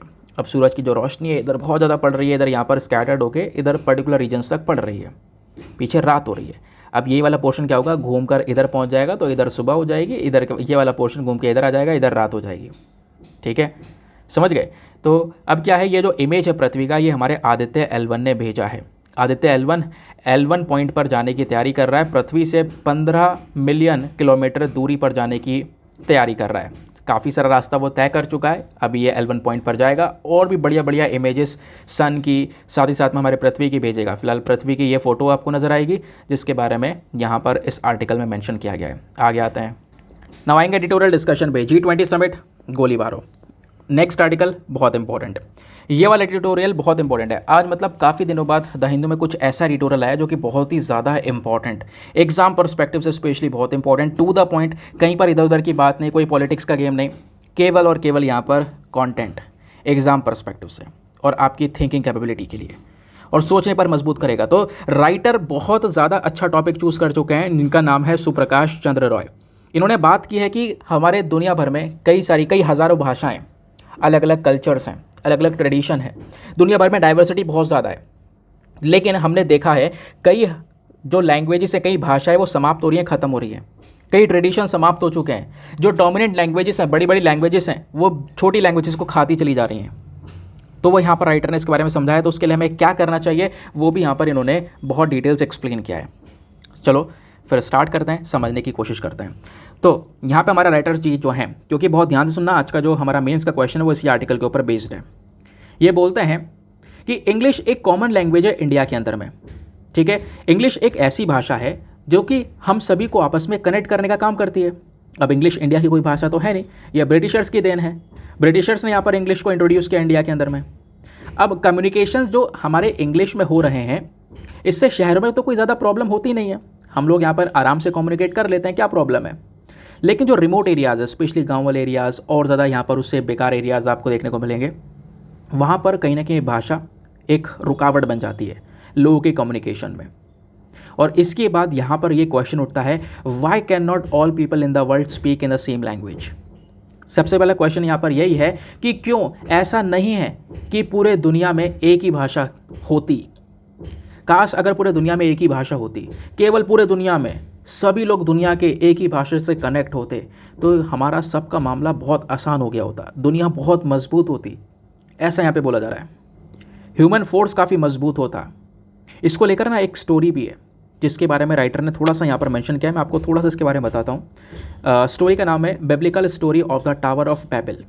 तो इस स्टोरी का अगर हम लोग चैप्टर नंबर 11 को देखें, यानी ये जो बुक है, मतलब ये जो स्टोरी है, फिर उसके बाद में जो बुक ऑफ जेनेसिस है, इसका जो चैप्टर नंबर 11 देखें तो वहाँ पर बोला गया है कि जो नोहा के डिसेंडेंट्स थे, ठीक है, उन्होंने यहाँ पर बहुत, जब बाढ़ आई, बाढ़ होने के बाद में, बाढ़ वगैरह आने के बाद में जो लोग हैं, लोग यहाँ पर एक कॉमन लैंग्वेज बोला करते थे। और जब बाढ़ वगैरह के प्रॉब्लम के बाद में लोगों ने माइग्रेट किया दूसरी जगह पर, और शिनार नाम की जगह पर वो सब सेटल हो गए। और उसके बाद में उन्होंने एक शहर बनाया, टावर हॉल बनाया, और ये सब कुछ बढ़िया था क्योंकि लोगों की सबकी भाषा सेम थी और सबकी मजबूती थी, सब लोग यहाँ पे काफ़ी मजबूत थे। लेकिन याहवी यानी कि जो गॉड ऑफ हेब्रू बाइबल है, ये इन्होंने यहाँ पर क्या किया, इन्होंने ये देखा, इन सब चीज़ों को ऑब्जर्व करते हुए ये बोला कि ऐसा नहीं हो सकता, ये जो स्ट्रेंथ है, ये स्ट्रेंथ यहाँ पे ऐसे नहीं बन सकती। और क्या किया, फिर उन गॉड ने अलग अलग ग्रुप्स के अंदर में लोगों को डिवाइड कर दिया। अब सब लोगों की यहाँ पे जो भाषाएं वो अलग अलग कर दी। इससे यहाँ पे क्या हुआ, जो लोगों की स्ट्रेंथ थी, जब सबकी भाषा एक थी तो सब एकजुट थे, मजबूत थे, वो स्ट्रेंथ यहाँ पे ख़त्म कर दी। इससे अलग अलग भाषाओं के बाद में क्या हुआ, लोगों में कन्फ्यूजन क्रिएट होने लगा रिगार्डिंग कम्युनिकेशन। लोग प्रोजेक्ट को समझना मुश्किल हो गया, सही से चीज़ों को समझना यहाँ पर समझ नहीं पा रहे थे। अब कुछ लोगों का ओपिनियन यहाँ पर यह है कि जो ब्रिटिशर्स, जो अंग्रेज़ हैं, इन्होंने सबसे बड़ा ब्लंडर किया है। इन्होंने सभी को यहाँ पर इंग्लिश सिखाने की कोशिश की है, दुनिया भर में इंग्लिश फैलाने की कोशिश की है, इंडियंस के पास में इंग्लिश को यहाँ पर पहुँचाया है। खैर इंग्लिश जो है एक ऐसी भाषा है जो कि हमारे पूरे कंट्री को यूनाइट करने का काम करती है। बाकी अगर भाषाओं की बात करें तो उसमें फिर झगड़ा शुरू हो जाता है, ठीक है, नहीं ये भाषा नहीं वो भाषा, वो भाषा नहीं ये भाषा। खैर वो चीज़ दोस्तों, अगर मैं आपकी अपनी खुद की पर्सनल लाइफ बताऊँ तो वो चीज़ थोड़ी गलत भी लगती है। अगर आप खुद भी सोचो कि हमारे देश में ना भाषा के आधार पर भी कई सारे विवाद रहते हैं, हिंदी, तमिल, तेलुगु, ठीक है, मलयालम, कई सारी भाषाएं, इंडिया में बहुत सारी डाइवर्स भाषाएं हैं, कई सारी भाषाएं देखने को मिलेंगी यहाँ पे यूज़ की जाती हैं। लेकिन फिर भी हम इंडिया की कोई भाषा की बजाय क्या है, एक वेस्टर्न कंट्री की किसी लैंग्वेजेस से आपस में कनेक्ट हैं, यानी इंग्लिश भाषा से आपस में कनेक्ट हैं। इंग्लिश फिर भी यहाँ पर एक ऐसी भाषा जो कि आपस में कनेक्ट हो रही है। इससे अच्छा ये ना होता कि इंडिया की कोई भाषा, वो कोई भी हो सकती है, ऐसा नहीं कह रहा मैं यहाँ पर हिंदी हो या कोई और भाषा हो, ठीक है, वो कोई भी भाषा होती है, ऐसा नहीं होता। ऐसा भी तो हो सकता था कि यार इंडिया की कोई भाषा होती है, अपनी खुद की यहाँ पर कोई ऐसी भाषा होती जिसके माध्यम से हम आपस में सब लोग कनेक्ट होते हैं। इंग्लिश को चूज़ करने से बेहतर तो होता। खैर वो टॉपिक अलग बन जाता है। अब उसमें कोई सी भाषा हो सकती है। अब कैसे लोग बोलेंगे ना कि मैं हिंदी को सपोर्ट करता हूँ तो हिंदी को बोल रहा हूँ, नहीं, कुछ भी हो सकता है यार, ठीक है, जो सभी लोगों के हित में हो मैं उसकी बात कर रहा हूँ। लेकिन कहीं ना कहीं जो पॉलिटिक्स है ना वो गेम बिगाड़ देती है, और ऐसे यहाँ पर देखने को मिल रहा है। खैर अब उसके बाद यहाँ पर बात ये की जा रही है कि जो लैंग्वेज है, लैंग्वेज एक ऐसा व्हीकल है जो कि ट्रांसफॉर्मेशन करता है, हमारा जो इन्फॉर्मेशन उसको ट्रांसफ़र करने का काम करता है, आइडियाज़, इमोशंस को यहाँ पर एक दूसरे तक पहुँचाने का काम करता है। और अब राइटर बोलते हैं कि जो मैंने बातें बताई हैं ऊपर, एक किताब का जो ये टॉपिक उठाया है, जो चैप्टर से बताया है, वो सच है या नहीं, ये देखो इन्हें नहीं पता, हो भी सकता है नहीं हो सकता, हमें उसके बारे में नहीं पता है। अब आते हैं वापस टॉपिक पर कि लेकिन वाकई में इस स्टोरी के अंदर एक सच्ची बात यह है कि अगर एक कॉमन लैंग्वेज होती पूरे दुनिया की तो लोगों के पास में पावर होती, दुनिया और ज़्यादा पावरफुल होती। लेकिन वो केवल अगर एक ही कॉमन लैंग्वेज होती तो यहाँ पर कहीं ना कहीं जो नैरेटिव है वो यही है कि भाई एक कॉमन लैंग्वेज की पावर बहुत बड़ी होती है। अगर सब लोग एक लैंग्वेज से जुड़े हुए हैं तो उसकी पावर ही अलग है, ठीक है। अब राइटर बोलते हैं लेकिन ऐसा हो नहीं रहा है, ये केवल किताबी बातें हैं। हकीकत देखो रियलिटी में क्या है। अब रियलिटी में आप देखोगे तो 7,000 अलग अलग भाषाएं हैं जो दुनिया भर में बोली जाती हैं। 7,000 से ज़्यादा लैंग्वेजेस हैं, मदर टंग्स हैं जो यहाँ पर अलग अलग जो लोग हैं वो यूज़ कर रहे हैं। लेकिन इनमें से कई सारी भाषाएं तेज़ी से ख़त्म होती चली जा रही हैं, जिनका कोई अता पता नहीं चलेगा, और आने वाले समय पर और भाषाएं ख़त्म हो जाएंगी। और यहाँ पर कह सकते हो एक इकोनॉमिक जर्नल है जिन्होंने एक अंदाज़ा लगाया, एक फोरकास्टिंग की, और ये बताया है कि 40% जो भाषाएँ हैं वो आने वाले 100 सालों में ख़त्म हो जाएंगी। इन 7,000 में से 40% भाषाएँ ख़त्म हो जाएंगी जिनका कोई नाम और निशान नहीं होगा। रीज़न है डोमिनेंस ऑफ बिगेस्ट लैंग्वेज। बहुत सारी लैंग्वेज डोमिनेशन में आपको देखने को मिलेंगी। मतलब कि आप कैसे फॉर एग्जांपल इंग्लिश का ले लें तो इंग्लिश बहुत बड़ी भाषा है। अब कई सारे लोग जो है ना यूएस में जाकर सेटल हो रहे हैं, यहाँ सेटल हो रहे हैं, अपने ट्रेडिशंस को भूल जा रहे हैं, जाके वेस्टर्न ट्रेडिशंस को अपना रहे हैं, वहाँ की भाषा अपना रहे हैं। कई सारे लोग ऐसे हैं जो कि अपने ट्रेडिशंस को जानते हैं, ठीक है, अपने ट्रेडिशंस को अच्छे से जानते हैं, अपनी भाषा जानते हैं, लेकिन वो सेकंड लैंग्वेज के तौर पर इंग्लिश को अपना रहे हैं। लेकिन उनकी आने वाली जो पीढ़ी होती चली जा रही है ना, उनके बच्चे जो हैं वो वेस्टर्न एजुकेशन अपना रहे हैं, वेस्टर्न लैंग्वेजेस को अपना रहे हैं। तो यानी कि उनका जो ट्रेडिशन है उनके बच्चों ने ख़त्म कर दिया, और उन बच्चों के जो बच्चे होंगे आगे, जो उसके बाद की जनरेशन होगी, वो सब कुछ भूल जाएगी अपने ट्रेडिशन के बारे में। कुछ नहीं पता होगा अपने बारे में, हमारी भाषा कौन सी थी, क्या ट्रेडिशन है, कुछ नहीं, केवल वहाँ का कल्चर पता होगा। वो सिनेरियो आज चल रहा है और ये रियलिटी है, ठीक है, ये आपको यहाँ पर देखने को मिलेगा। तो जो डाइवर्सिटी ऑफ लैंग्वेजेस हैं, ये इतनी सारी भाषाएं आपको देखने को मिलेंगी, धीरे धीरे समय के साथ में ख़त्म होती चली जा रही हैं। कुछ बड़ी बड़ी जो भाषाएं हैं उनका डोमिनेंस बचा हुआ है, बस उनका बचा रहेगा डोमिनेंस। अब राइटर ने यहाँ पर एक बात और मेंशन की है, और जो कि बहुत इंपॉर्टेंट है। क्या बात मेंशन की है? देखो दोस्तों, दुनिया में आधे से ज़्यादा जो लोग हैं वो केवल 10 भाषाएं बोलते हैं। 10 भाषाएं सबसे ज़्यादा बोली जाती हैं, और वो 10 भाषाएं दुनिया में आधे से ज़्यादा लोग बोलते हैं, जिसमें से सबसे ज़्यादा बोली जाने वाली इंग्लिश आपको देखने को मिलेगी। और ये इंग्लिश फैली है केवल और केवल ब्रिटिश कॉलोनियल रूल की वजह से। अंग्रेज़ों ने जो यहाँ पर पूरे देश के अंदर में राज किया, उसकी वजह से यहाँ पर आप कह सकते हो कि ये जो लैंग्वेज है इसको पूरे दुनिया में कई सारी कंट्रीज़ के ऊपर राज किया, उसकी वजह से अपनी जो लैंग्वेज उसको स्प्रेड करते हुए चले गए। लेकिन कहीं ना कहीं जो बाकी सारी भाषाएं हैं उनका एक्सटिंक्शन नज़र आ रहा है हमें। भाषाएं ख़त्म हो रही हैं। और ख़त्म कब होती हैं? जब लोग माइग्रेट करते हैं बड़ी जगह पर, जब लोग कह सकते हो शिफ्ट हो गए एक ऐसी जगह पर जहाँ पर एक लैंग्वेज डोमिनेंट लैंग्वेज है। अब कोई यहाँ पर इंडिया से गया भाई यूएस के अंदर में, अब वो हिंदी थोड़ी ना बोलेगा भाई, वहाँ की डोमिनेंट लैंग्वेज इंग्लिश है। तो वहाँ के हिसाब से वहाँ का सोशो इकोनॉमिक एडवांटेज उठाने के लिए वहीं की तो भाषा यूज़ करनी पड़ेगी। धीरे धीरे क्या करेगा, उसके आने वाले बच्चे, आने वाली जनरेशन, आगे वाली जनरेशन सब खत्म कर जाएंगे, भूलते चले जाएंगे अपने ट्रेडिशंस को, अपने कल्चर को। ऐसा हो रहा है और इंडिया सबसे बड़ा एग्जाम्पल है। इंडिया से सबसे ज़्यादा माइग्रेशन हो रहा है इंग्लिश स्पीकिंग कंट्रीज़ में। इंग्लिश के अगर नेटिव स्पीकर्स की बात करेंगे तो इंग्लिश बोलने वाले जो वहाँ के खुद के लोग हैं वो केवल 340 मिलियन लोग हैं, केवल और केवल 340 मिलियन स्पीकर्स हैं जो वहाँ की खुद के लोग हैं, उनका जन्मस्थल वही है जो इंग्लिश नेटिव स्पीकर्स हैं। लेकिन सेकंड लैंग्वेज स्पीकर की बात करेंगे, यानी कि ऐसे लोग जिनकी इंग्लिश सेकंड लैंग्वेज है, दूसरी भाषा है, वो कोई और भाषा ही वहाँ जानते हैं, ऐसे लोग 1.2 बिलियन के आसपास लोग हैं। तो कहीं ना कहीं इस सिनेरियो में इंग्लिश तेज़ी से बढ़ रहा है। बाकी अगर दूसरे पर्सपेक्टिव में बात करेंगे स्पेशली हिंदी की, हिंदी के साथ क्या हो रहा है, तो राइटर ने यहाँ पर बताया, आप हिंदी के साथ में जो सुनोगे यहाँ पर ये बोला कि हिंदी जो है सेकंड लैंग्वेज स्पीकर्स आपको देखने को मिलेगी इन द वर्ल्ड। दूसरे नंबर पर सबसे ज़्यादा जो बोले जाने वाली भाषा है, लगभग 586 कितने 586 मिलियन लोग यहाँ पर आप देख पाओगे जो हिंदी है वो यहाँ पर बोल रहे हैं। ये मैं सेकंड लैंग्वेज स्पीकर की बात कर रहा हूँ। लेकिन क्वेश्चन यह है क्या हिंदी इंग्लिश की तरह ग्रो कर पाएगा आने वाले सालों में या आने वाले सिनेरियो में? ऐसा बहुत मुश्किल है, क्योंकि लोग यहाँ पे दूसरे ट्रेडिशंस को अपनाना चाह रहे हैं, अपने ट्रेडिशंस को छोड़कर। वो सबसे ज़्यादा हम लोगों ने पिछले कुछ समय पर देखा है। अब राइटर ने एक बात और बोली है ऑन द लैंग्वेज इंडेक्स। अगर आप पता है भाषा को लेकर अलग अलग इंडेक्सेस आते हैं कि कितनी तेज़ी से कौन सी भाषा ग्रो कर रही है, कौन सी खत्म हो रही है। तो इंडेक्स ऑफ लिंग्विस्टिक डाइवर्सिटी, ये जो आपको पूरा इंडेक्स देखने को मिलेगा, इसको यहाँ पर लाया गया था ताकि हम देख सकें पिछले 30 सालों में कितनी सारी भाषाएं यहाँ पे दुनिया भर में हैं और कितनी सारी भाषाएं ख़त्म हो चुकी हैं। इसके अंदर पता चला भाई कई सारी भाषाएं हैं जो कि ख़त्म हो चुकी हैं, बिल्कुल समाप्त हो चुकी हैं, उसका कोई नाम और निशान नहीं है। और कई सारी भाषाएं जो तेज़ी से ग्रो कर रही हैं, ठीक है, जिन्होंने अपना डोमिनेंस बना दिया है और बड़ा डोमिनेंस बना दिया है।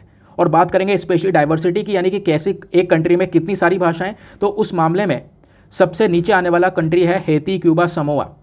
ये कुछ कंट्रीज़ है जहाँ पर भाषा को लेकर ज़्यादा डाइवर्सिटी नहीं है, लेकिन कुछ कंट्रीज़ ऐसी हैं जहाँ पर डाइवर्सिटी बहुत ज़्यादा, यानी कई सारी भाषाएं उस देश में। कौन सा? पापुआ न्यू गिनिया, वनातू और सोलोमन आइलैंड्स। ये कंट्रीज़ वो हैं जहाँ पर सबसे ज़्यादा भाषाएं हैं। टॉप 3 कंट्रीज़ हैं ये। बहुत अलग अलग डाइवर्स लैंग्वेजेस आपको देखने को मिलेंगी। यहाँ के लोग अलग अलग भाषाओं का यूज़ करते हैं। समझ गए? तो इस प्रकार से यहाँ पर ये इंडेक्स आपको नज़र आएगा। अब राइटर ने यहाँ पर बोला ये जो इंडेक्स है, इस इंडेक्स से हमें बहुत सारी बातें और पता चली हैं। पिछले कुछ समय पे इंग्लिश बोलने वाला जो यहाँ पर पॉपुलेशन है वो तेज़ी से इंक्रीज़ हुआ है और भाषा के अंदर में जो ये डाइवर्सिटी बनी थी, विविधता बनी थी, वो ख़त्म हो चुकी है। 1970 से लेकर 1970 से लेकर 2005 तक अगर आप देखोगे तो इंग्लिश तेज़ी से बढ़ी है और बाकी छोटी मोटी जो भाषाएं जो बहुत कम लोग ही बोल रहे थे, कुछ हज़ार लोग ही बोल रहे थे, उनके अपना ट्रेडिशन था, वो ख़त्म हो चुका है। लोगों ने दूसरे ट्रेडिशंस को अपनाया, दूसरी भाषाओं को अपनाया और उसके बाद दूसरी जनरेशन्स आती चली गई और वो अपने ट्रेडिशंस को भूलती भी चली गई। तो ये इंडेक्स हमें इसके बारे में डिटेल से इन्फॉर्मेशन देता है। समझ गए? अब राइटर बोलते हैं कि इंडिया में इसका क्या सिचुएशन है उसको देखते हैं और भारत में क्या स्ट्रैटेजी की हमें आवश्यकता है। तो इंडिया में यहाँ पर एक रिपोर्ट है, यानी कि यूनेस्को की एक रिपोर्ट आई थी 2018 में। उस रिपोर्ट के अंदर ये बोला गया कि भारत के अंदर में जो भाषाएं, उनमें से 42 भाषाएं ऐसी हैं, कितनी? 42 भाषाएं ऐसी हैं जो कि एक्सटिंक्ट हो रही हैं, ख़त्म होने की कगार पर हैं। और ये भाषाएं कह सकते हो ऐसी हैं जो कि कम से कम 10,000 से भी कम लोग उसको बोला करते थे। और जो भी रूल्स एंड रेगुलेशन सेट करेगा यूनेस्को के थ्रू, उस यूनेस्को के रूल्स एंड रेगुलेशंस के अकॉर्डिंग अगर हम बात करें तो ये बोला जाता है कि अगर मान लो यहाँ पर 10,000 लोगों का एक ग्रुप है और वो 10,000 लोग यहाँ पर किसी पर्टिकुलर भाषा को बोल रहे हैं, वो भाषा उन 10,000 के अलावा और कोई दूसरा तीसरा यहाँ पर नहीं बोल रहा है, ठीक है, तो वो कहीं ना कहीं जो भाषा है वो एंडेंजर्ड कैटेगरी में है, बहुत खतरे में है। और ज़्यादातर जो मरती हुई भाषाएं यानी ख़त्म होने वाली जो भाषाएं वो हमारी ट्राइबल ग्रुप्स की हैं। हमारे देश में कई सारे अलग अलग ट्राइबल ग्रुप्स हैं, उनकी अपनी अलग भाषाएं होती हैं, वो भाषाएं सबसे तेज़ी से ख़त्म हो रही हैं। और इसको लेकर हमें नई नई स्ट्रैटेजी को अपनाना चाहिए। इस भाषा को हमें अपने पास में स्टोर करके तो रखना चाहिए। भाई कई सारी भाषाएं ऐसी थीं, आज हमारे पास में उनका नाम और निशान नहीं है, बिल्कुल भी एक वर्ड भी नहीं है हमारे पास में, ठीक है। ऐसा हम नहीं चाहते कि आगे हो। तो ये जो दुनिया है ना, इसको लेकर काफ़ी चिंतित है। भाई यहाँ दुनिया में कई सारी स्पीशीज़ हैं, कई सारी बायोडाइवर्सिटी हैं, लैंग्वेजेस भी कई सारी हैं, उसको भी सपोर्ट मिलना चाहिए। तो अभी ना कुछ कंट्रीज़ ने कुछ नए कॉन्सेप्ट्स अपनाने स्टार्ट करें। फॉर एग्जांपल यहाँ पर नए नए तरीके यहाँ पर ढूंढे जा रहे हैं, ठीक है। कुछ भाषाएं ऐसी हैं जो लगातार ख़त्म हो रही हैं, है ना। तो फॉर एग्जांपल क्या हुआ, उनकी वीडियो टेप्स कई सारी कंट्रीज़ के अंदर में उनका उन भाषाओं का video tape, audio tape, written records वगैरह वो सब अपने पास रखे हुए हैं, ठीक है। रिटन रिकॉर्ड्स बना लिए, वीडियो टेप्स बना लिए, ऑडियो टेप्स बना लिए, वो सब स्टोर करके रखे हुए हैं। इससे पता चल रहा है कि वो जो भाषा है वो ये है भाषा जो ख़त्म हुई है। हमारे पास में इन्फॉर्मेशन तो है एग्जैक्टली, ठीक है। तो उस भाषा का नाम और निशान भी है, आगे हम इसके बारे में बता सकते हैं। लेकिन कहीं ना कहीं यहाँ पर बाकी सारी जो लैंग्वेजेस है जो अब डिसअपियर हो चुके हैं, ख़त्म हो चुके हैं, उसके बारे में हमारे पास में इन्फॉर्मेशन तक नहीं है। तो हमें भी यहाँ पर ये कदम उठाना पड़ेगा। हमें नई नीतियों की ज़रूरत है, नई स्ट्रैटेजीज़ की ज़रूरत है कि हम भाषा को डिसअपियर होने से बचा सकें। क्योंकि भाई उन लोगों का भी तो अपना कल्चर है ना। वो लोग सैल्यूट ऐसे लोगों जो अपनी भाषा को लेकर आज तक चल रहे हैं, लड़ रहे हैं। ऑब्वियस सी बात, अपने कल्चर को बचाया, लड़ रहे हैं वो अपनी लैंग्वेज के लिए, अपने ट्रेडिशन के लिए, ठीक है। लेकिन यहाँ पे कई सारे लोग हैं जो कि लड़ भी नहीं पाए, दूसरे ट्रेडिशंस को अपनाने के चक्कर में उन्होंने जो है कह सकते हो कि अपना जो ट्रेडिशन है वो खो दिया, आज नाम और निशान नहीं उसका। तो वो प्रॉब्लम्स यहाँ पे राइटर की हैं और राइटर ने एग्जैक्ट तरीके से इसके बारे में मेंशन किया है और चाहते हैं वो कि हम लोग क्या करें, इसके ऊपर थोड़ा सा काम करने की कोशिश करें। नाउ आज का मेंस का क्वेश्चन क्या है, फटाफट हम लोग इसको देख लेते हैं। तो आज का मेंस का क्वेश्चन है, any loss of language is not only a loss of linguistic diversity but also a loss in terms of associated culture variations, opinions, views and knowledge. यानी अगर कोई भी भाषा का अगर कोई नुकसान होता है तो केवल भाषा का ही नुकसान नहीं हुआ है, वो भाषा ही ख़त्म नहीं हुई है, बल्कि उस भाषा से संबंधित जो उसका कल्चर है, संस्कृति है, ट्रेडिशन है, ठीक है, उसकी जो नॉलेज है, उसका ज्ञान है उस भाषा का, वो सब यहाँ पे ख़त्म हो जाता है जब कोई भाषा ख़त्म होती है। तो उससे आपके क्या सोच है, आप लोग इसके बारे में मेंशन कर सकते हो कुछ इंपॉर्टेंट फैक्चुअल डेटा के साथ में। हिंदी में एक बार रीड कर देता हूँ ताकि हिंदी माध्यम वाले जो स्टूडेंट्स हैं उसको अच्छे से कैप्चर करके एक बढ़िया आंसर लिख सकें। तो भाषा का कोई भी नुकसान न केवल भाषाई विविधता का नुकसान है, बल्कि संबंधित सांस्कृतिक विविधताओं, उसके साथ साथ विचारों और ज्ञान के संदर्भ में भी नुकसान है। 250 शब्दों में आंसर लिखना और आंसर लिखने के बाद में कहाँ पे सबमिट करना है, टेलीग्राम पर जाना, वहाँ पे जाके सर्च बॉक्स में लिखना दीपक यादव एजुकेशन मेंस ग्रुप, आपने फुल फॉर्म लिखनी है। मेरा टेलीग्राम चैनल मिलेगा जहाँ पर 70,000 से ज़्यादा लोग ऑलरेडी जुड़ चुके हैं। आप भी जुड़कर अपने आंसर्स को लिखकर सबमिट कर सकते हो। अपने आंसर को लिखकर जब आप सबमिट करोगे तो साथ ही साथ एक छोटा सा काम और करना है, एटलीस्ट सभी लोगों को 2-2 आंसर्स रिव्यू करने हैं। जब आप सभी लोग 2-2 आंसर्स को रिव्यू करोगे बहुत सारे फायदे होंगे आपको भी, सामने वाले को भी। आपको कुछ इंपॉर्टेंट पॉइंट्स मिलेंगे जो आप अपने नोट्स में इंक्लूड कर सकते हो। सामने वाले के आंसर में अगर कोई मिस्टेक होती है तो आप उनको बता सकते हो कि यहाँ पर इंप्रूवमेंट की आवश्यकता है। तो दोस्तों ये था हमारा पूरा का पूरा न्यूज़पेपर का डिस्कशन। बाकी आज के न्यूज़पेपर में हमारे लिए कुछ खास रेलिवेंट या इंपॉर्टेंट चीज़ें हैं नहीं। नाउ फटाफट आएंगे प्रीलिम्स वाले क्वेश्चन पर, देखेंगे आज का जो हमारा प्रीलिम्स का क्वेश्चन है उसका उत्तर एग्जैक्टली है क्या। एक सेकंड रुक जाओ, ये आपको स्क्रीन पर नीचे क्वेश्चन दिखाई देगा। 2016 का क्वेश्चन था, रीजनल कॉम्प्रहेंसिव इकोनॉमिक पार्टनरशिप किस ग्रुप ऑफ कंट्रीज के कॉन्टेक्स्ट में यूज़ किया जाता है। तो उसका सही उत्तर है option number B, ASEAN. ASEAN देशों के कॉन्टेक्स्ट में दोस्तों हम इसका यूज़ करते हैं। नाउ मिलते हैं आप लोगों से अगले वीडियो में। आज के लिए bye bye, have a nice day, thank you and जय हिंद।